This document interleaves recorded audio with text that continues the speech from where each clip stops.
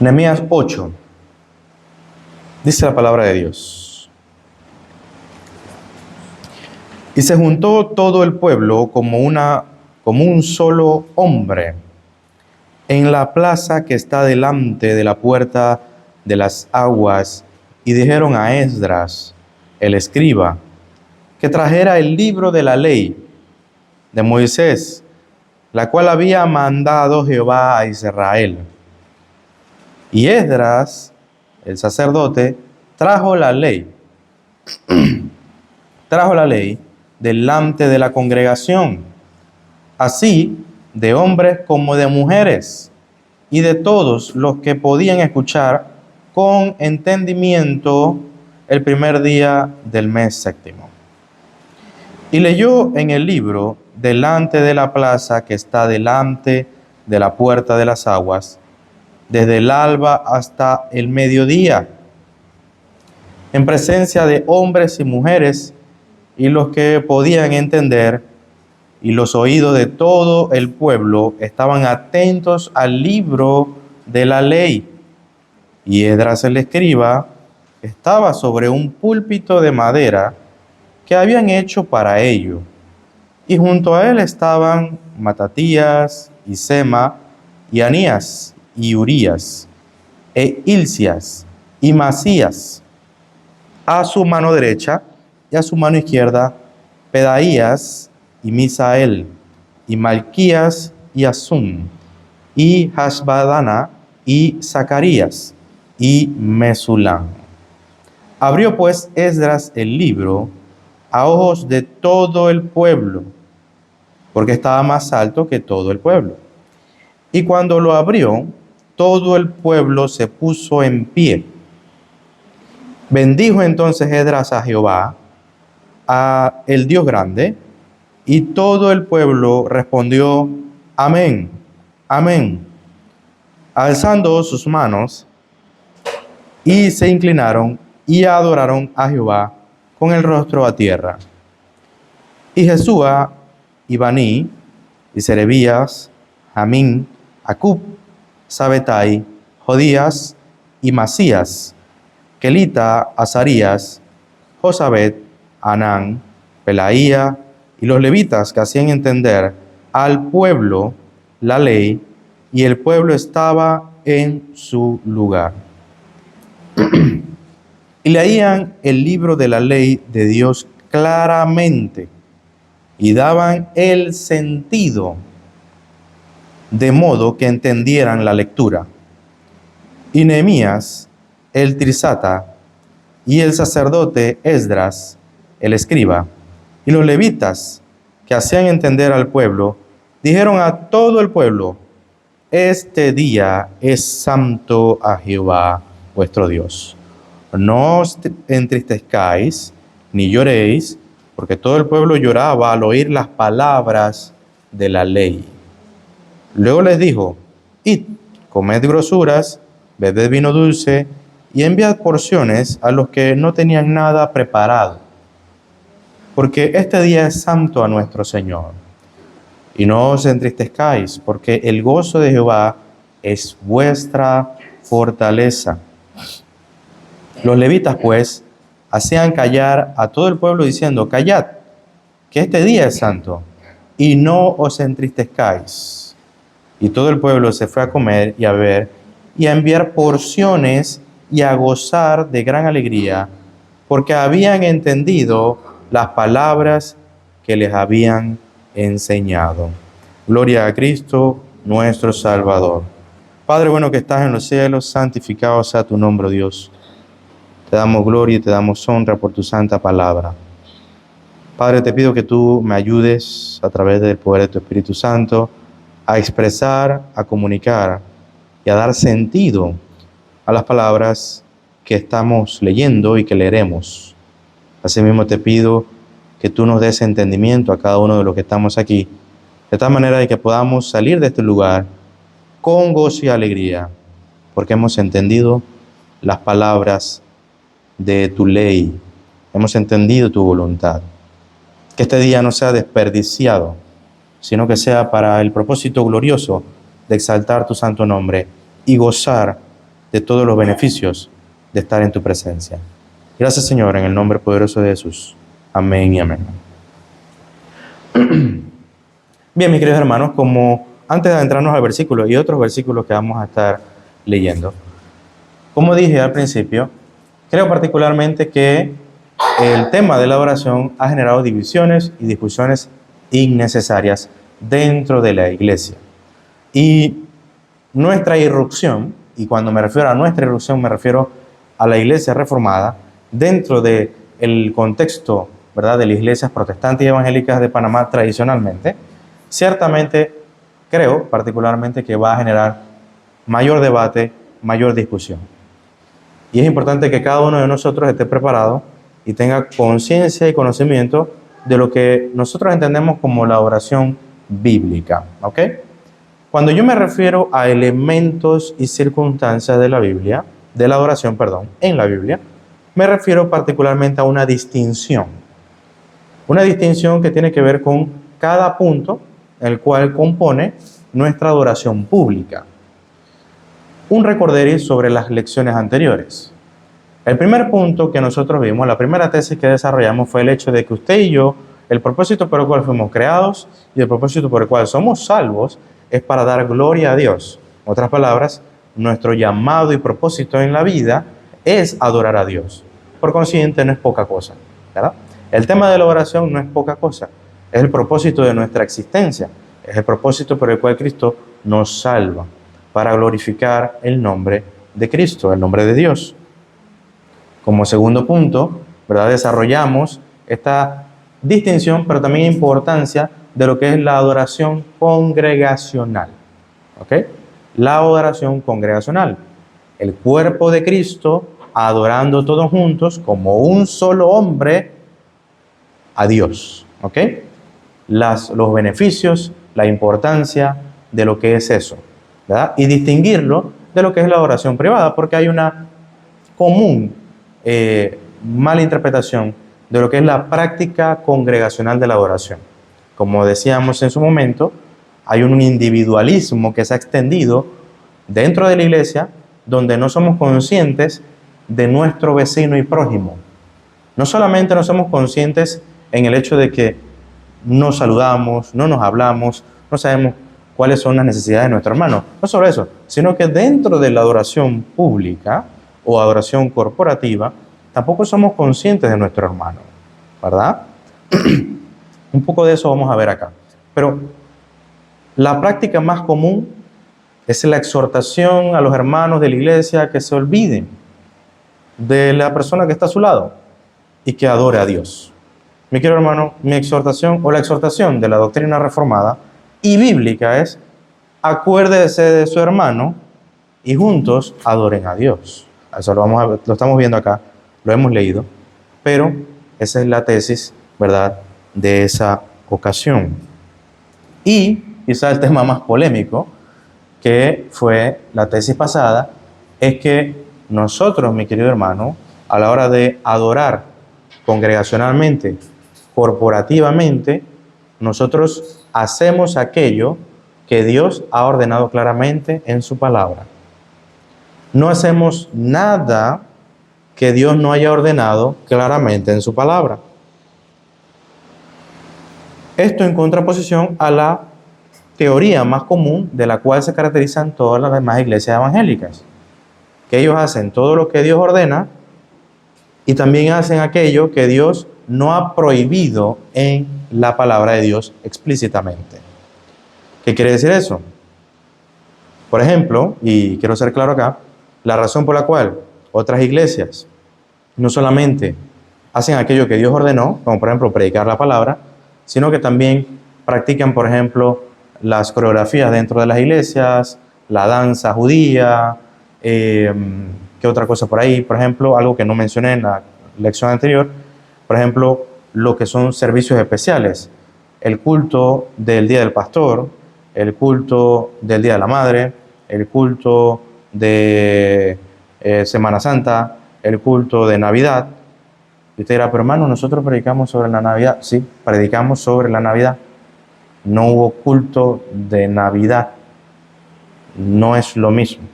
y con el debido respeto a las queridas madres y a los padres que pronto van a celebrar su día, no hay culto del Día del Padre.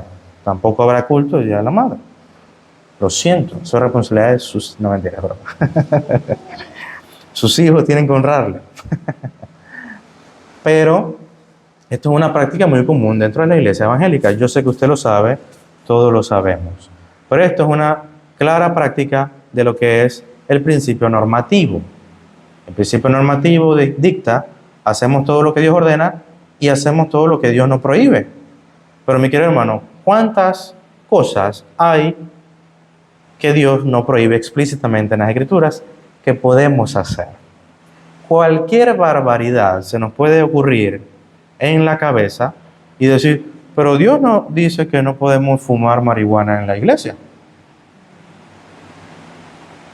Usted sabe que hay una iglesia, una facción religiosa cristiana que dentro de su práctica en la búsqueda de Dios fuma marihuana, ¿no? Usted lo sabe, ¿no? Incluso mucho tuvo influencia dentro del cristianismo latinoamericano por un tiempo. Nadie salió con esa idea de estar fumando marihuana, obviamente, pero estas iglesias y miembros de estas iglesias podrían practicar esto porque Dios no lo prohíbe. No, ahí no dice no fumará, aquí no dice nada. ¿Por qué no? ¿Qué me lo impide? Y mi querido hermano, nosotros nos adherimos a lo que entendemos como principio regulador de la adoración. Y el principio regulador de la adoración dicta que hacemos solo lo que Dios explícitamente ha ordenado en su palabra. Y eso es solo lo que hacemos dentro de la adoración pública. Solo eso. No nos ponemos a idear nuevas cosas que podemos hacer durante el culto para atraer a los jóvenes, o para atraer a los ancianos, o para atraer a más personas dentro de la iglesia. La oración pública no tiene como finalidad ni propósito atraer a la gente. Eso en ninguna parte, en ningún sentido, se expresa en las Escrituras. No tiene ese propósito. Ahora, si queremos que más personas se adhieran a la congregación, que más personas vengan a la iglesia, la Biblia sí nos enseña qué debemos hacer para eso. Y la Biblia nos dice que debemos predicar el Evangelio, ¿verdad?, a toda criatura. Y no estar diseñando, ¿verdad?, esquemas de adoración dentro de la iglesia o estilos de adoración en la iglesia para atraer a las masas, ¿no? Esto creo que es bastante claro. Ahora bien, sé que todos estamos de acuerdo, estamos claros. Usted dice, no, es verdad, es cierto, eso es así. Lo vimos ya en la tesis anterior. Sin embargo, el principio regulador, aunque es claro, no es aceptado por la gran mayoría. Y ciertamente, y lo más triste es que hay iglesias reformadas que tampoco se adhieren a este principio, por más claro que sea, ¿verdad? Utilizan el título de reformados, tradicionales, confesionales, lo cual cada confesión en la historia de la iglesia reformada predica el principio regulador. Aún así hay iglesias confesionales que no se adhieren a este principio. Y quiero que entienda que mi risa es porque me parece absurdo, ¿no?, decir ser confesional o ser reformado y ante la claridad de las confesiones decir, no, yo me adhiero al principio normativo, ¿no? Entonces, quisiera yo que estas personas de alguna u otra forma se quitaran este mote y dijeran la realidad, no somos reformados, ya está. Porque esto es algo muy propio de la Reforma protestante. Esto está claramente plasmado en el famoso libro que es parte de nuestra historia como reformadores o como la mismo evento de la Reforma, porque el catolicismo romano distorsionó, manchó tanto lo que era la adoración, que uno de los puntos primordiales de la Reforma fue reformar la adoración. Y es por eso que el libro de Calvino, llamado La necesidad de reformar, ¿verdad?, la iglesia o la adoración. En este libro se plasma claramente lo que es el principio regulador de la adoración. Ahora, algunas personas que se oponen al principio regulador dicen lo siguiente, ¿ok? Argumentan lo siguiente. Ninguna persona puede cumplir el principio regulador de la fe, porque todos hacemos en el culto público cosas que Dios no mandó, dicen ellos, ¿no? Por ejemplo, Dios, ¿dónde dice que debemos usar micrófono? Dios, ¿dónde dice que debemos usar una bocina, por ejemplo? Así que si ustedes la usan, dicen los que se oponen al principio regulador, están violando su propio principio. ¿Dónde dice la Biblia que debemos tener asientos en la iglesia? ¿Ah? Vamos a estar de pie cada vez que se lee la palabra de Dios, dirá alguno. Ahora, por más absurdo que estos argumentos puedan parecer, un pastor escribió en sus redes sociales, ya saben cómo es esto de las redes sociales, que no recomiendo que se adentren a esto porque es estresante, pero en las redes sociales un pastor escribió por qué no me adhiero al principio regulador. Es un pastor bastante concienzudo, bastante le respeto, sin embargo, no se adhiere a este principio. Está bien. Entre muchos de los argumentos, pues decía que simple y llanamente es una utopía para las personas asumir este principio, porque hacemos muchas cosas que la Biblia no ordena explícitamente, o sea, Dios no lo ordena. A lo que yo le contesté en un comentario y le dije: estimado pastor, bendiciones, espero que le vaya muy bien y que goce de el favor de Dios. Quisiera hacerle una observación. Veo que en su argumentación usted nunca ha leído ninguna propuesta literaria de lo que es el principio regulador de la adoración. La razón de ello es porque usted ha mezclado manzanas con peras, ¿verdad?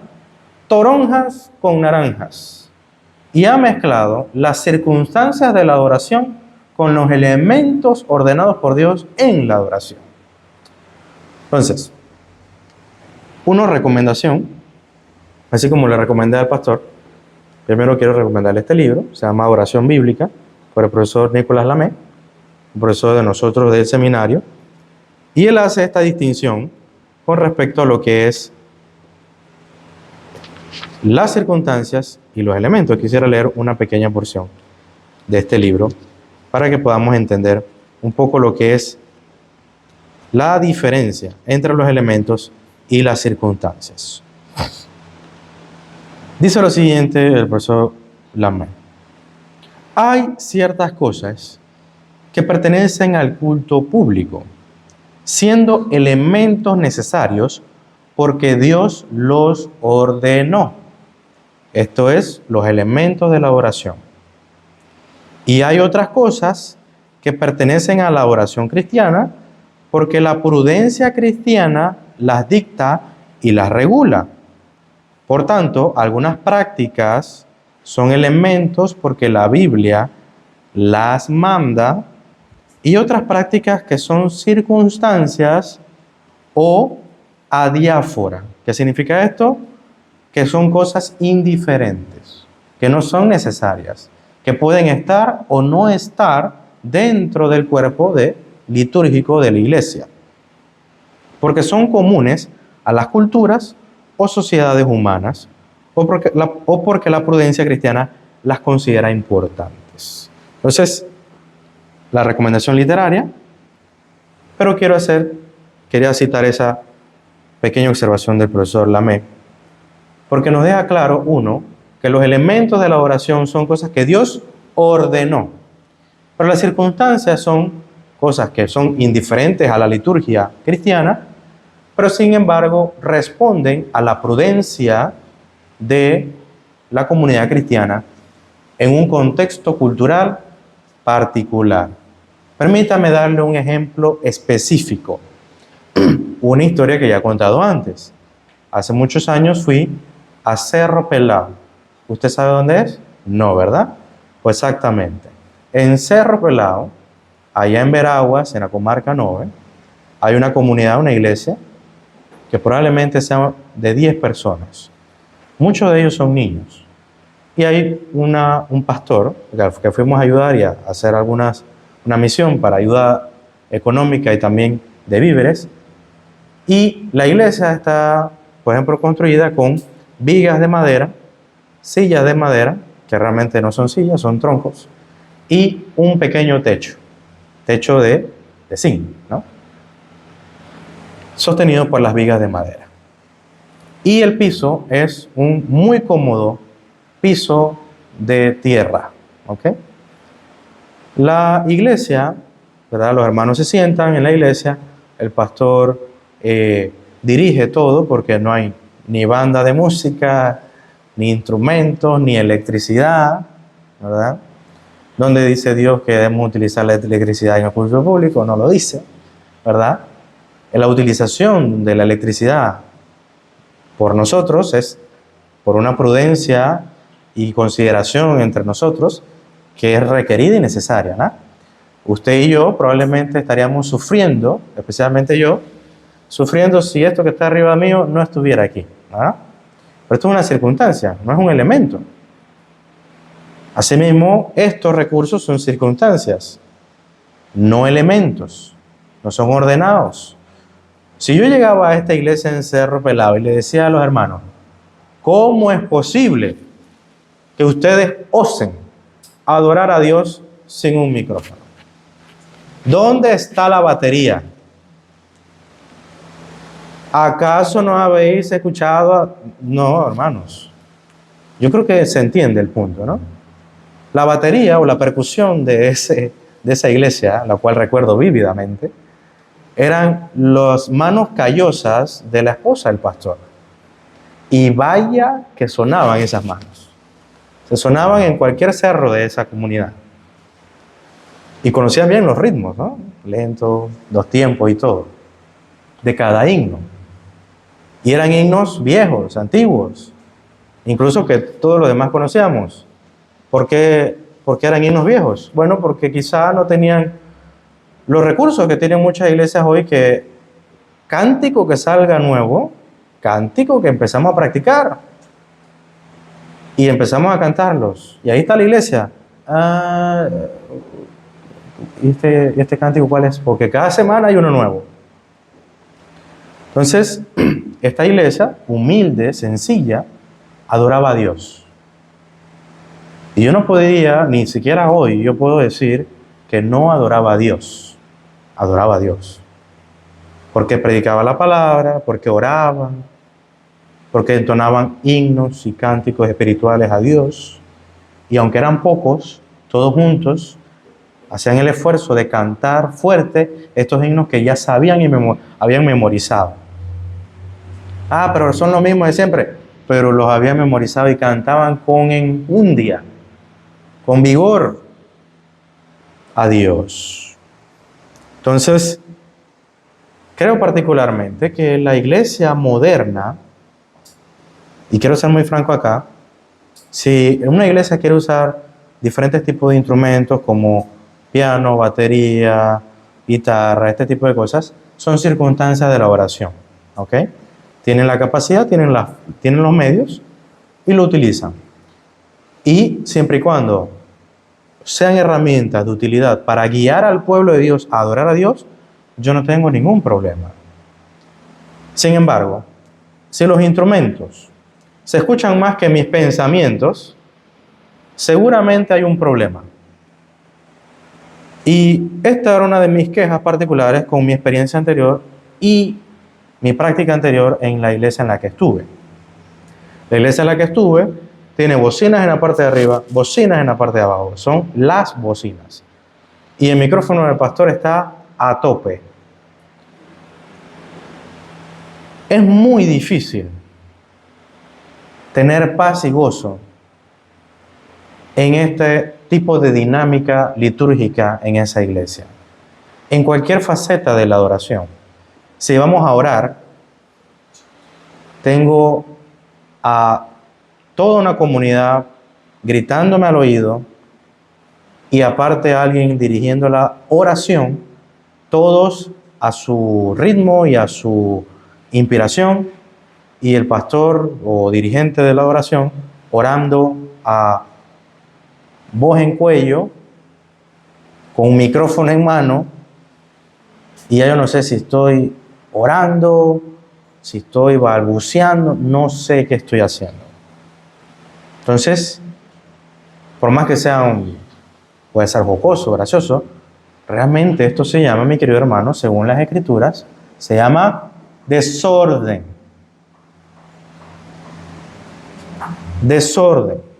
La iglesia también vivió estas circunstancias cuando la iglesia de Corintios, todos los que hablaban en lenguas, ¿verdad? Ante la nueva experiencia de hablar en lenguas y también la alegría que supongo entendían a la hora de practicar un don espiritual, consideraron que era lógico y una práctica espiritual el hablar en lenguas todos simultáneamente, ¿verdad? Ahora, sé que esto es una práctica bastante común dentro de muchas iglesias. Habrá que ver si hay alguna demostración de que la iglesia no está leyendo la Biblia, pues, ¿verdad? Es bastante evidente. La iglesia fue reprendida por esta práctica, pero entendiendo que la iglesia de Corinto es una iglesia inmadura, ciertamente rica en dones, como bien dice el apóstol Pablo, pero una iglesia inmadura, una iglesia que tenía mucho que crecer, mucho en lo cual mejorar. Había pecado dentro de la iglesia, no solamente el desorden dentro del litúrgico, sino también pecados morales que existían en la iglesia. Así que esto era prácticamente obvio. Al mismo tiempo había negaciones de doctrina muy importantes dentro de la iglesia. Pero la iglesia empezó a practicar el hablar en lenguas de forma simultánea, sin ningún tipo de interpretación.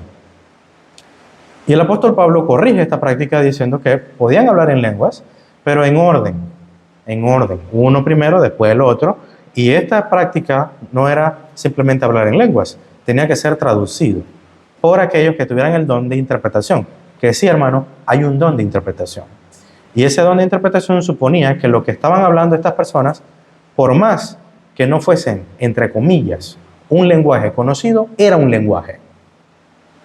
Ante la interpretación hoy común y popular de que estas lenguas no eran lenguajes humanos, mi querido hermano, sea lo que hubiese sido, era un lenguaje y debía ser interpretado dentro del contexto de la iglesia. Y dentro del contexto de la iglesia, nadie podía irse sin que alguien no interpretara lo que esa persona dijo. Porque si no, no habría edificación dentro de la iglesia.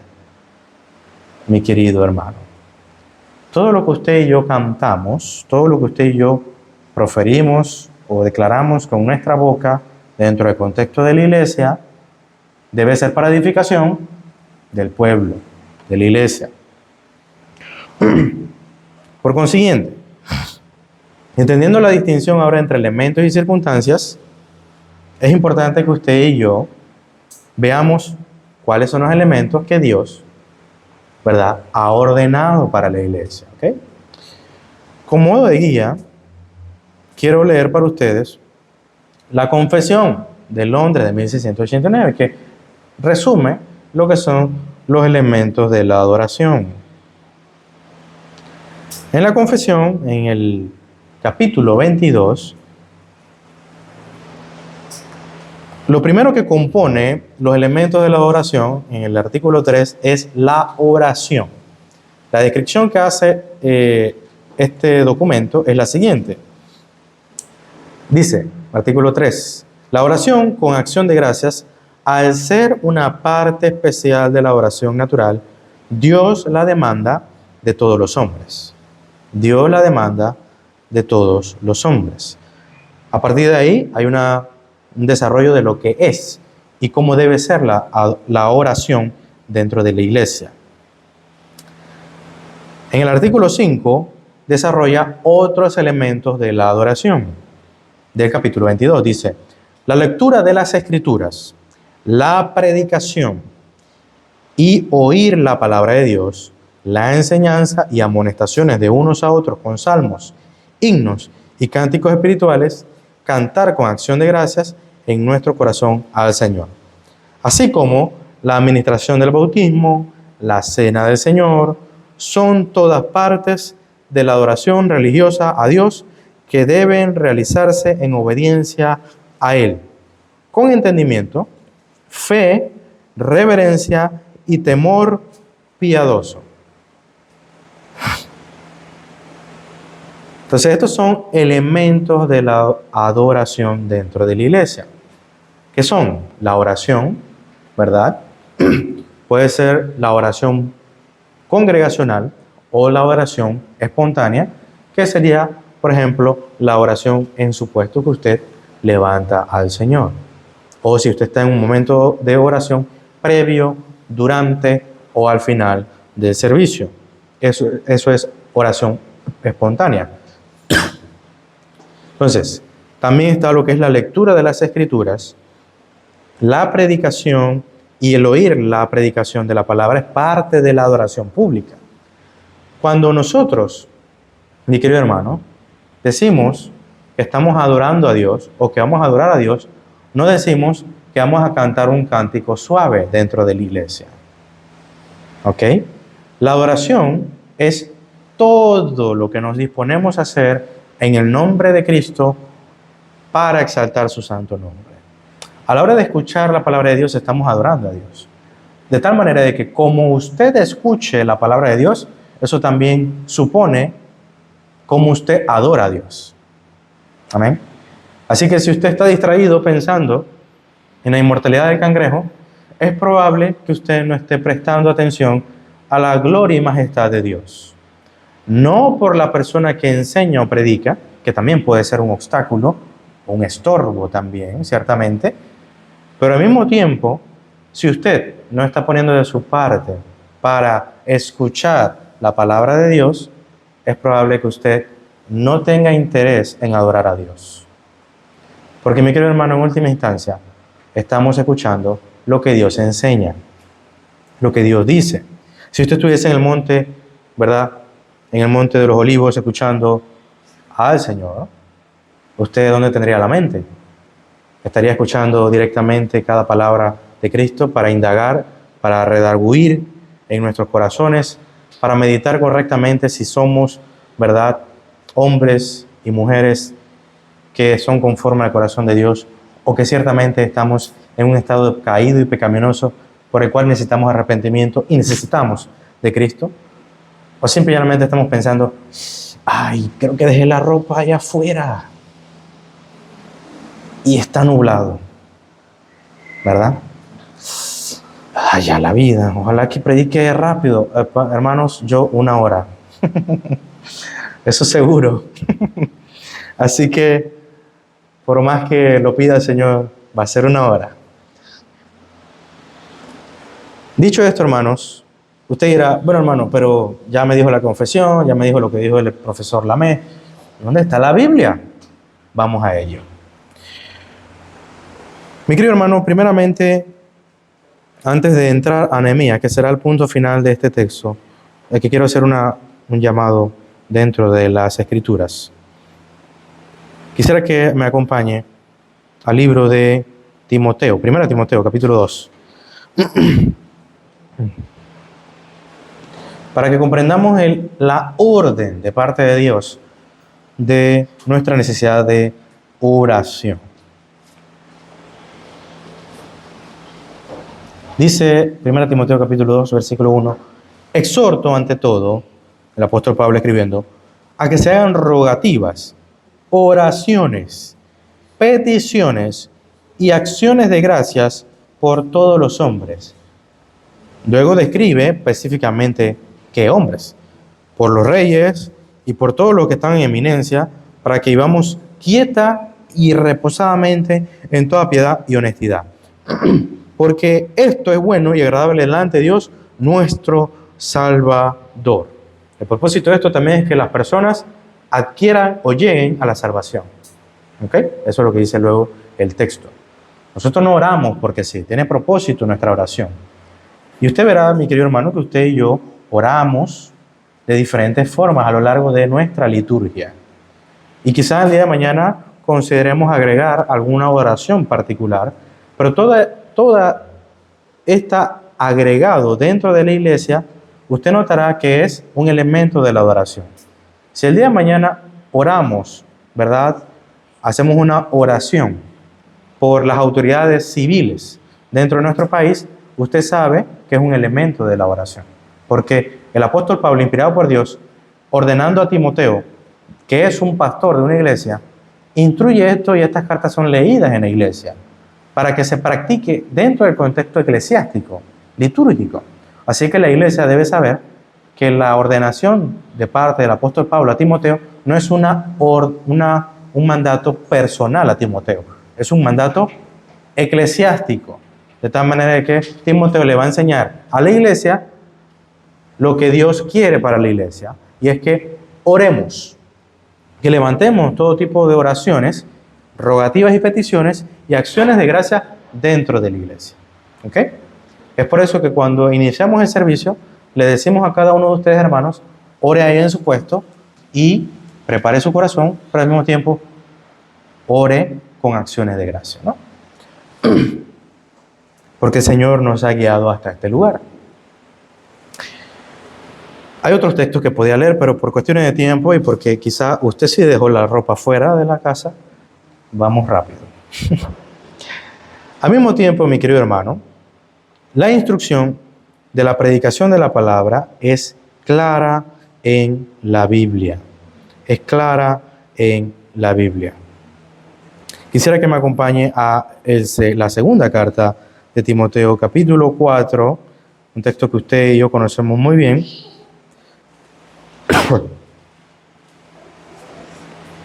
Vamos a leer otro texto aparte de este, que es Colosenses, capítulo 3, versículo 16, a continuación, pero para que lo vaya teniendo o anotando, ¿no? Capítulo 4 de 2 Timoteo dice lo siguiente: te encarezco delante de Dios y del Señor Jesucristo, que juzgará a los vivos y a los muertos en su manifestación y en su reino, que prediques. Ahora sí, es una instrucción particular a Timoteo, pastor de la iglesia, que prediques la palabra, que instes a tiempo y fuera de tiempo, redarguye, reprende, exhorta con toda paciencia y doctrina. ¿Ok? Tanto la predicación de la palabra como la lectura de las Escrituras es importante dentro del contexto de la iglesia. Dentro de la estructura litúrgica de la iglesia, la predicación es central. Es central dentro de la liturgia de la iglesia. ¿Por qué es central? Porque lo que predicamos no es cualquier cosa, no es un tema variado, sino que siempre lo que compone o lo que está dentro de nuestros labios a la hora de anunciar cualquier mensaje debe ser Cristo. Usted entenderá que dentro del Antiguo Testamento, en la estructura litúrgica, el centro de la liturgia eran los sacrificios y ofrendas que expiaban los pecados temporalmente del pueblo. ¿Okay? Ese era el clímax de la oración del Antiguo Testamento.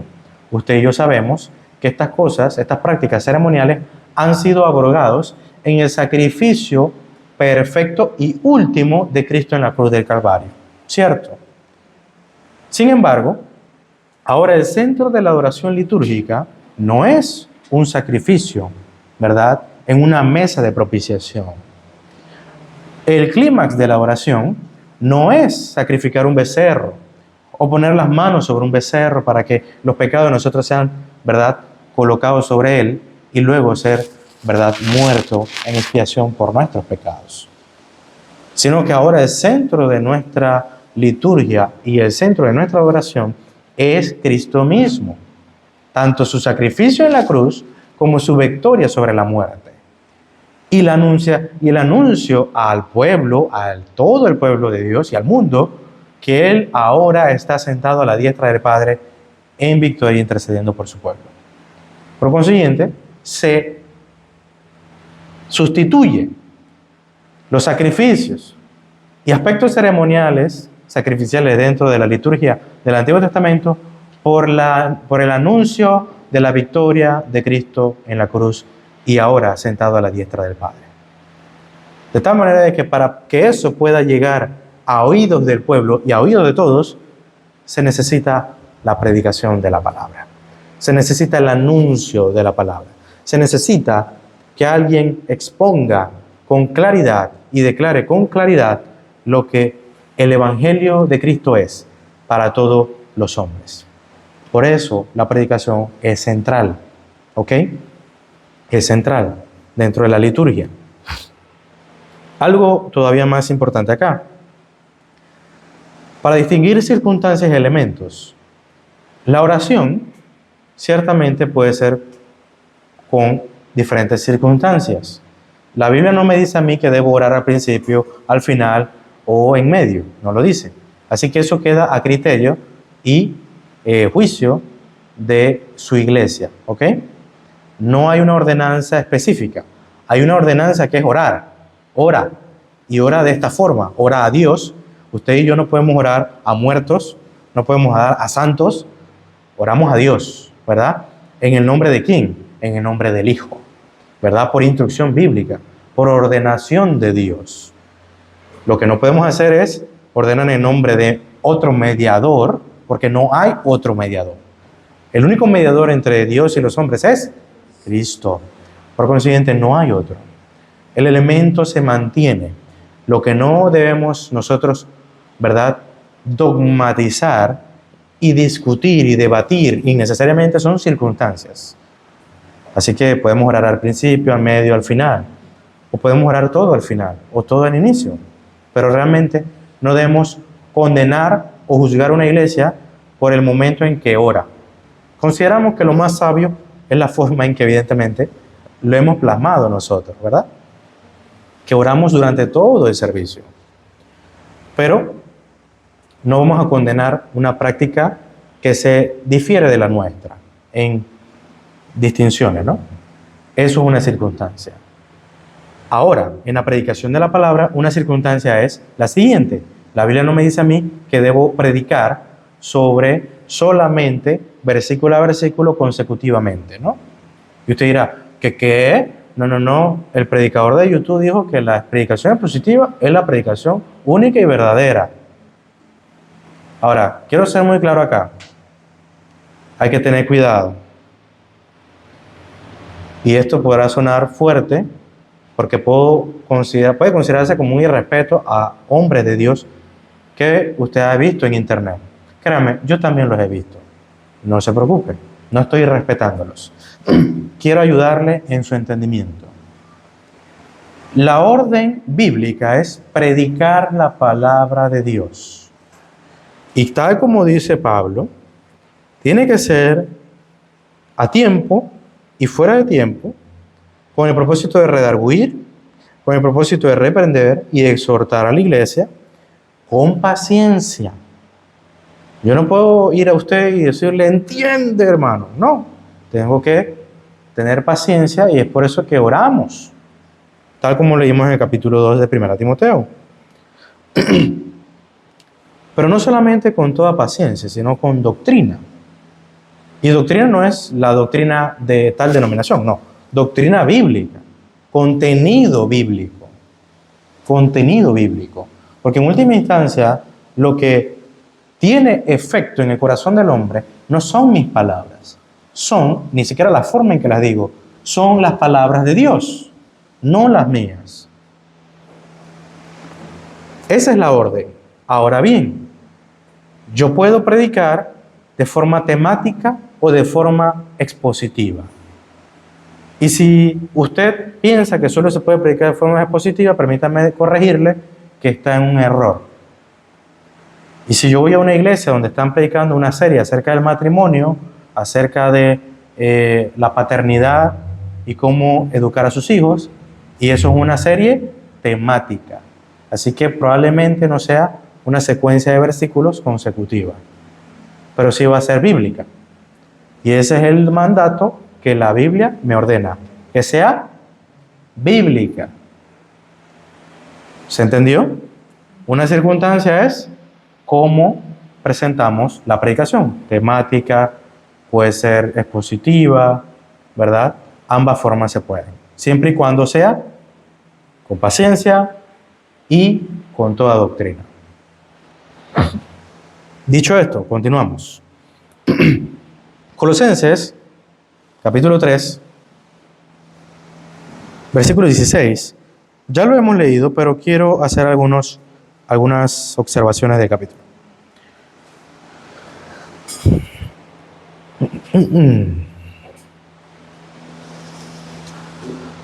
Dice la palabra de Dios: La palabra de Cristo more en abundancia en vosotros, enseñándoos y exhortándoos unos a otros en toda sabiduría. Hagamos una pausa allí, porque ciertamente debemos entender que tanto la lectura de las Escrituras como la predicación de las Escrituras, como ya leímos en Nehemías, no puede ser solamente la expresión misma. Tiene un trabajo detrás. Yo no puedo simplemente decirle, bueno, Colosenses dice ta, ta, ta, ta, ta, ta, y bueno, ¿entendieron todos? Bien, si no también, cerramos, oramos y nos vamos. No.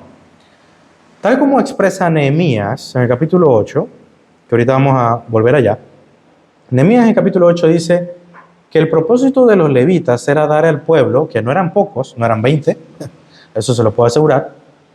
Los levitas tenían el propósito de que continuamente se iba explicando o leyendo la ley de Dios. Ellos iban dando entendimiento al pueblo de lo que se estaba leyendo. O sea, interpretación del texto. Por consiguiente, mi querido hermano, usted y yo no solamente estamos llamados a simplemente declarar la palabra de Dios. Hay un trabajo detrás, y ese trabajo detrás implica tanto el estudio como la expresión clara de lo que Dios dijo en su palabra. ¿Ok? Nosotros no estamos para añadir nada a lo que Dios dijo. Tampoco estamos para restar nada de lo que Dios dijo. Estamos para explicar, o como dice Nehemías, dar sentido a lo que se está leyendo. Y eso es algo muy importante que debemos tener nosotros. Ahora, ¿por qué ese propósito? Colosenses, el apóstol Pablo nos dice el propósito por el cual eso es necesario. Para que cada uno de los miembros de la iglesia, dice lo siguiente, more la palabra de Cristo en abundancia en cada uno de nosotros. En cada uno de nosotros. Que abunde, ¿verdad?, la palabra de Cristo en nosotros. Mi querido hermano, una de las deficiencias más grandes que tiene la iglesia hoy es que el único que sabe algo acerca de la Biblia es el maestro de la escuela dominical, el pastor de la iglesia y quizá el líder de algún segmento de la iglesia. Pero ¿y la iglesia? Mi querido hermano, en la iglesia debe abundar la palabra de Cristo en cada uno de nosotros. Lo que yo sé debe saberlo usted. Lo que yo domino debe dominarlo usted.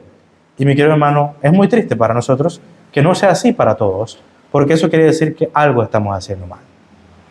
Y ciertamente nosotros debemos hacer correcciones si eso no se está dando en cada uno de ustedes. Pero al mismo tiempo quiero que usted medite. Si usted considera que, por lo menos nosotros como iglesia, hemos hecho lo necesario para que usted tenga claro dominio de lo que la palabra dice, al menos en lo que usted ha estudiado o ha leído, que usted entienda el texto. Lo he dicho muchas veces en estudios bíblicos. Mi querido hermano, mi intención no es solamente que usted se memorice los versículos. Mi intención es que usted los entienda. De nada sirve que usted los memorice si usted no los entiende.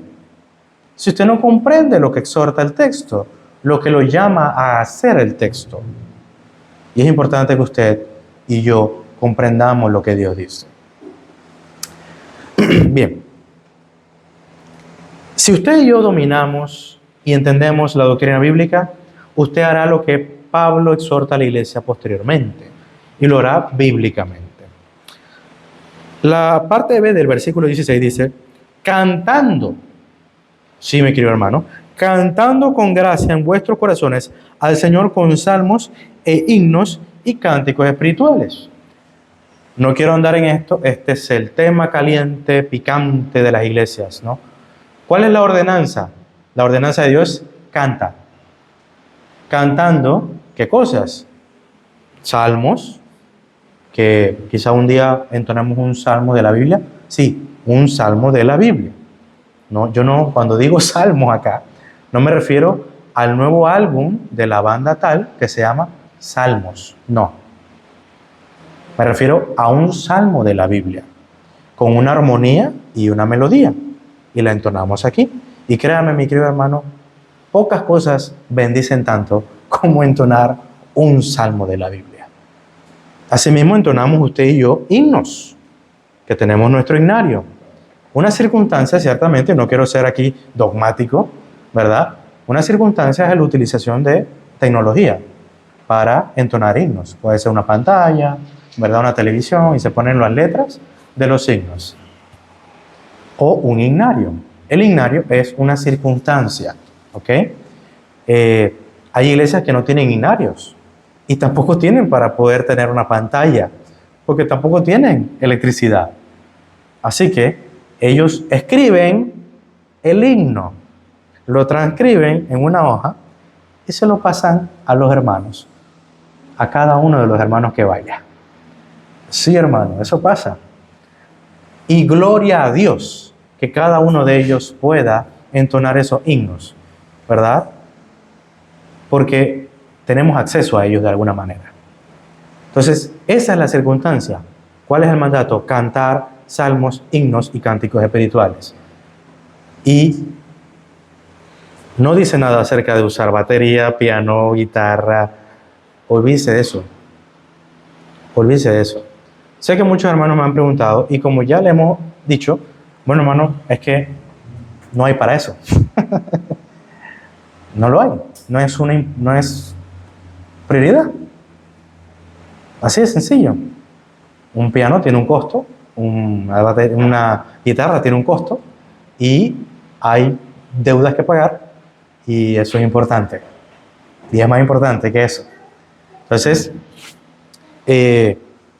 sí, en un futuro se pueden agregar este tipo de cosas. Lo haremos con la mesura necesaria, la sabiduría necesaria. Ore por nosotros siempre, para que en un día no amanezcamos acá, ¿verdad? Con una banda y una inversión de $1,500, ¿verdad? Sin ninguna importancia y necesidad. Como le decía a un amigo, hermano, Chuso, hermano, tienes la banda antes que la iglesia. Porque hizo toda una inversión de instrumentos y la iglesia tenía 10 puestos. Se lo dije jocosamente, claro, él se reía, pero al mismo tiempo era con hacerle la observación que eso no era importante. Hermano, hay mucho trabajo que hacer en una iglesia, y esto es secundario. Y es importante que la iglesia, usted y todos entiendan que eso es secundario. Es una circunstancia. No es algo ordenado por Dios. Porque si fuese ordenado por Dios, la iglesia en Cerro Pelado, y que así se llama, hermano, no es broma. La iglesia en Cerro Pelado está en desobediencia activa contra Dios todos los domingos. Porque, ¿y la guitarra? ¿Y el piano? Mi querido hermano, esto es legalismo puro. Legalismo tapado con una supuesta espiritualidad. Hay personas que no pueden adorar a Dios sin instrumentos. No se sienten que están en el espíritu si no escuchan el piano al fondo. Mi querido hermano, estamos equivocados gravemente si creemos que somos codependientes de la musicalidad dentro de la iglesia. Bien, si abunda la palabra de Dios en nuestros corazones, la palabra de Cristo, créanme, mi querido hermano, que lo que cantaremos será la palabra de Dios. Y aun cuando cantemos algo que no sea consono con la palabra de Dios, diremos, esto no es bíblico, esto no es correcto, y nos abstendremos de cantarlo. Pero cuando sepamos que es bíblico y entendamos que es bíblico, usted sabrá que es importante que salga de su boca y usted le entone para que todos escuchen, ¿verdad?, la importancia de lo que usted está cantando, de tal manera de que todos seamos exhortados por lo que cantamos. Y ya para finalizar, aunque esto tendrá su punto aparte, parte importante de la liturgia y la estructura litúrgica es lo que nosotros llamamos los sacramentos. Y entre los sacramentos, bíblicamente, tenemos 2. La Iglesia Católica Romana tiene 7, pero nosotros tenemos 2 porque son instituidos dentro del contexto eclesiástico y el contexto, ¿verdad?, litúrgico. Uno es el bautismo y dos, la cena del Señor. Dentro del bautismo, mi querido hermano, una circunstancia puede ser el lugar. La circunstancia puede ser una piscina, ¿verdad?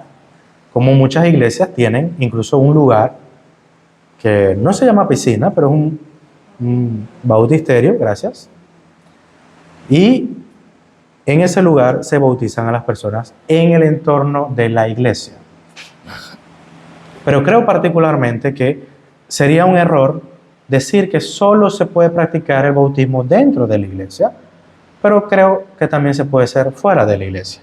¿Ok? Eso es una circunstancia. Puede ser en un río, ciertamente. Incluso tenemos testimonios bíblicos claros de que esto se hacía, ¿verdad?, al aire libre, y al mismo tiempo el mismo, ¿verdad?, eunuco del libro de los Hechos, cuando este fue abordado por el diácono Felipe, él le dice que impide que pueda ser bautizado. No estaban en una iglesia, ni tampoco en un centro de reunión. Así que esto es una circunstancia. Ahora, ¿qué es el elemento? El elemento es que sean bautizados en el nombre del Padre, del Hijo y del Espíritu Santo. Ese es el elemento. No puede ser bautizado como los unicitarios. No existe la Trinidad solamente en el nombre de Dios. O algunos en el nombre de Cristo, solo Jesús, solo en el nombre de Jesús. Esto es herejía. Esto es desobediencia activa al mandato de Dios. Al mandato de Dios fue claro, en el nombre del Padre, del Hijo y del Espíritu Santo. Ahora, eso lo vemos en Mateo 28, para los que están anotando, ¿verdad? Mateo 28, versículos 19 y 20, pueden leerlo. Y la ordenanza de la Santa Cena. Bien, aquí algo que es muy importante es que la ordenación de la Santa Cena es, para mi concepto, para la Iglesia de Cristo. Creo particularmente que la obediencia correcta de lo que es la impartición del pan y el vino es para la Iglesia y no para personas que no son miembros de la Iglesia de Cristo. Quiero ser claro con eso. Persona que esté fuera de la Iglesia de Cristo, persona que está participando de la mesa del Señor indignamente, eso créame que es seguro. El mandato de la Santa Cena, a diferencia del sacramento del bautismo, como señal del pacto también, porque es lo que dijo Cristo, este es mi cuerpo, este es mi sangre, ¿verdad? El nuevo pacto, también tiene consecuencias al practicarlo equivocadamente. Y claramente la iglesia de Corintio, ¿verdad?, sufrió los embates de hacerlo desordenadamente. ¿Qué pasaba con la cena del Señor? Eso se convertía en una práctica de gula, de mínimo era una especie de buffet cristiano. Y las personas iban allá a comer y a beber en exceso, se emborrachaban dentro de la iglesia. Sí, mi querido hermano, porque el vino era vino, no era jugo de uva solamente, era vino de verdad. Y al mismo tiempo practicaban la gula al comer continuamente con el propósito solamente de llenar sus vientres. Y Pablo hace claras aseveraciones y advertencias sobre esta práctica, porque si usted tiene hambre, si usted vino a comer, pues se equivoca. Para eso usted tiene su casa y se va a comer a su casa. Esas son las palabras de Pablo, panameñizada, ¿no? Obviamente. Pero créame que las advertencias de Pablo eran severas y fuertes, pero con la finalidad de beneficio del pueblo.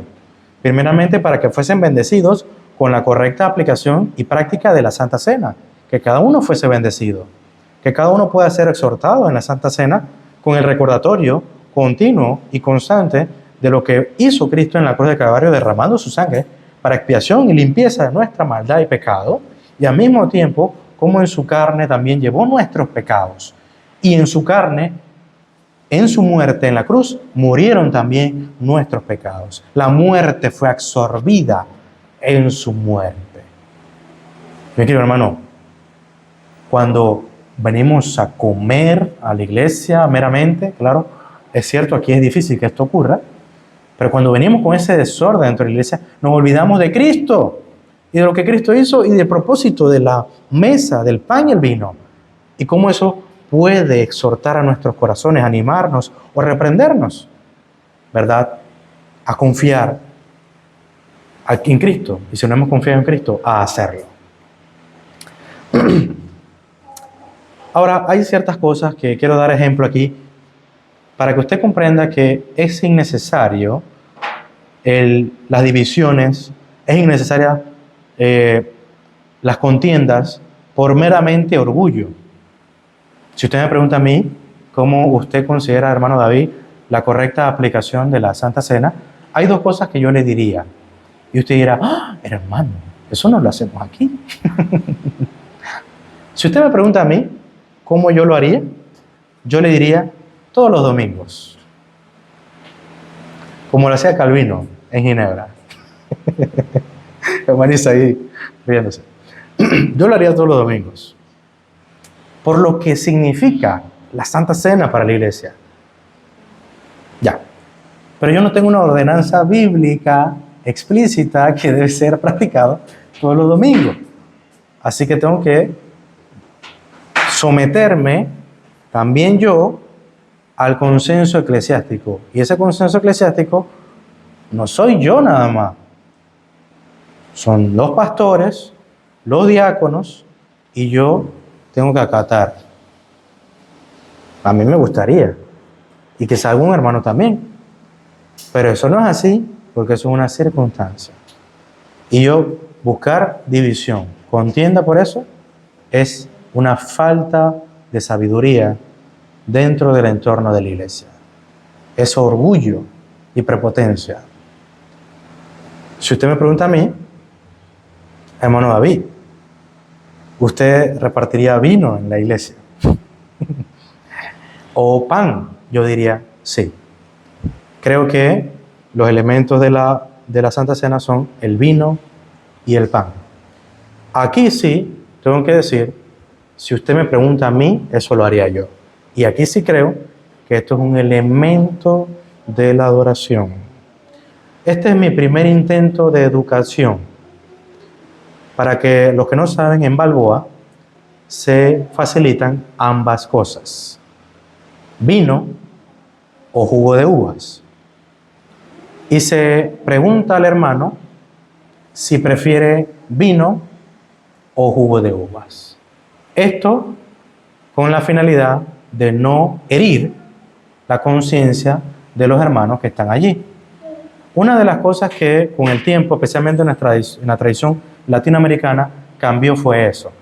Se usa mucho el jugo de uvas para la práctica de la Cena del Señor, principalmente porque en las culturas latinoamericanas, muchas de las personas que hoy son miembros de las iglesias tienen un pasado difícil con el licor.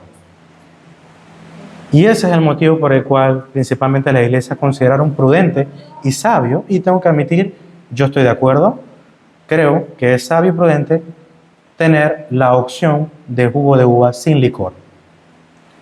Especialmente para aquel que pueda tener esa debilidad, esa predisposición al licor.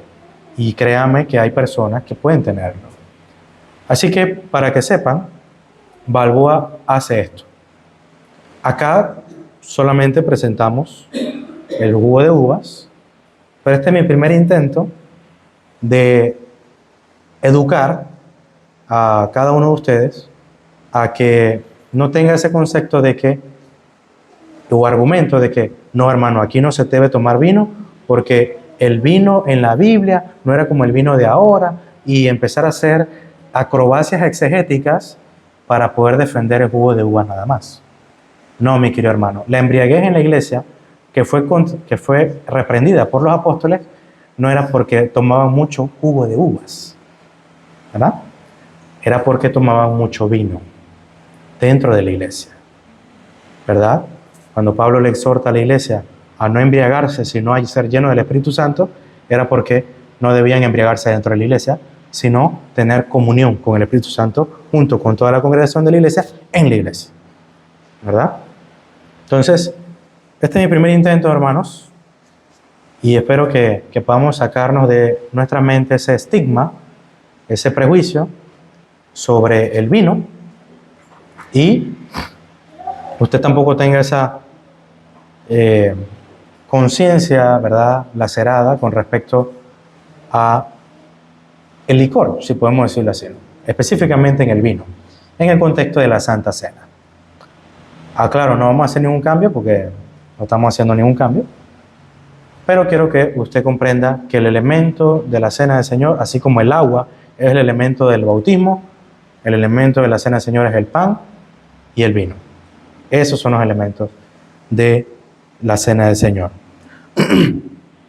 Así que, hermanos, entendiendo todo esto, les exhorto a que usted pueda descansar, que usted pueda gozar de la liturgia reformada, de la liturgia bíblica.